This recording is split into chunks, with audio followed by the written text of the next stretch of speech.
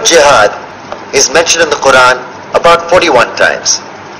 The words mercy, peace and compassion are mentioned about 355 times. Yes, come in.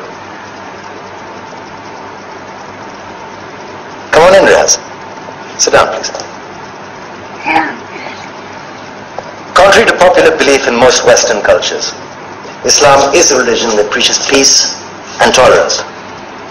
Yes, Patricia. If Islam truly is a religion that preaches peace, then how come the world's most troubled spots, the West Bank, Afghanistan, Pakistan, Iraq, they're all plagued with Islamic terrorism? Well, that depends on your definition of terrorism. Some might argue that the U.S. invasions of countries like Iraq and Afghanistan are also acts of terrorism. No, those were acts of war to get rid of despotic regimes. Or a means of getting at a country's oil. Conspiracy theories. Well, may I? Yes, please. Go ahead, Riaz. Mr. Khan is right. I mean, if we're talking about terrorists, the world's biggest terrorists are the white superpowers. Come on now. No, really, stop and think about it.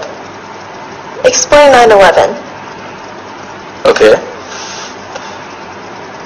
Do you know how many people died in the Twin Towers strike?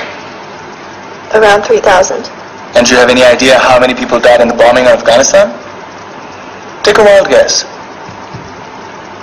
More than 15,000 people died. And that's just conservative figures. About 50,000 tons of explosives were dropped on innocent civilians. Men, women, children. Yeah, but that was because of the Taliban. Now that you brought it up, did you know that the Taliban was a creation of the CIA to fight the Russians? Whatever. They were still harboring terrorists.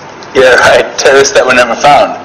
Just like the weapons of mass destruction that were never found in Iraq. Do you want to get into the death toll in Iraq? 500,000 civilians and counting. And what do Britain and America say when they don't find these weapons? It's simple. They just say sorry. And still refuse to relinquish control of these countries. What are you trying to say? What I'm trying to say is that just because you're American, wear a fancy suit, and call yourself the president, doesn't make you any less of a terrorist. I'm saying that if you don't stop meddling in other people's countries, you will face a backlash. If Muslims like you feel that way, then why don't you get out of our country?